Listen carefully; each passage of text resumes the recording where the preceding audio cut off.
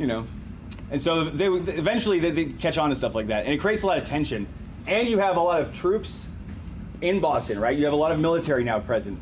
And also a lot of those soldiers would compensate their income by working at Boston Harbor. So now these people who normally would go out to Boston Harbor for work have more competition for jobs, right? Because these soldiers weren't here before, and now there are all these soldiers here, and you're regulating everything we do. And these soldiers, because they're here now and they want to make more money, they're showing up at Boston Harbor and getting work. And you know, you've seen the old movies, right, where they do that stuff in like the Depression, where there's a group of guys like on the waterfront, where there's a group of guys lined up, and the guy foreman comes out, he's like, you and you, that's all for today, everybody, like that sort of thing, you know. And you get there 5 minutes after, a bunch of red coat jerks. You're like, oh, that guy took our jobs. This is mainly an economic situation, right? Usually it's the taxes. And stuff like this always comes down to like money, right? Cash rules everything around me. Cream, get the money.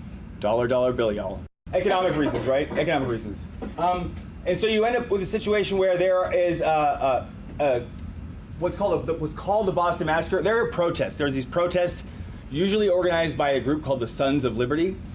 And these colonists start protesting outside of this building where these British soldiers are.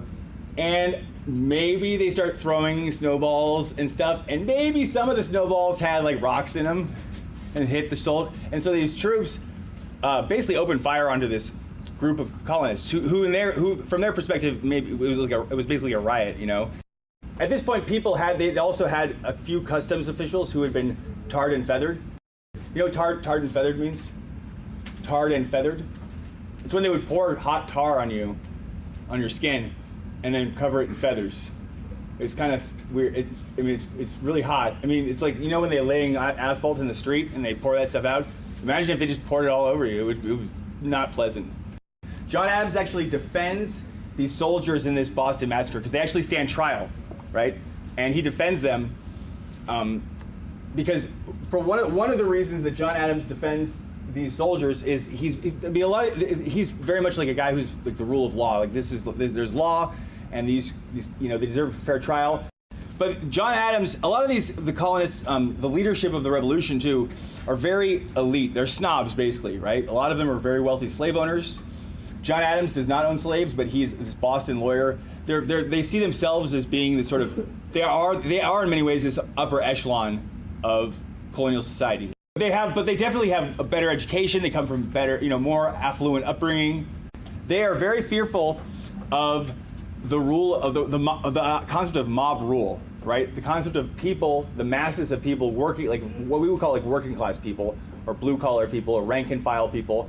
They didn't have those terms back then, but basically taking over the streets, or this idea of this is one of the reasons that people don't support revolution. It takes a long time for people to support independence, because they see separating from England. What happens when we separate from England and all of these people start rising up and they start demanding their own property? They start demanding that they start demanding stuff from us, right? What happens when slaves start rising up and demanding their freedom, right? They see there's a lot of fear, because there's the revolutionary leadership, like the people on all our money and stuff that we talk about, like chopping down the cherry tree, George Washington. All of these people, they own, like a lot of them own slaves. They're very wealthy, and so they very much want to in a lot of ways want to control the sort of tone of this revolution, right? They're very fearful of what might happen if it gets out of hand, basically in their eyes. So, and that's one of the reasons a lot of people don't support independence, is because they're too worried about that, right? There's a big question mark looming.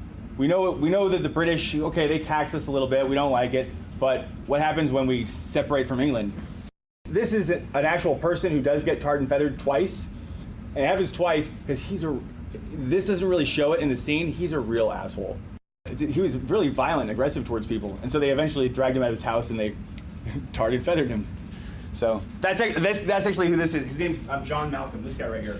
So these are colonists, right? And then you see, they show, this is in 1774. So it's after the Boston Massacre. It's after the Boston Tea Party too, because you see they sort of reference the Boston Tea Party there. It's a political cartoon. The Boston Tea Party, you guys familiar with the Boston Tea Party? It didn't go down like this.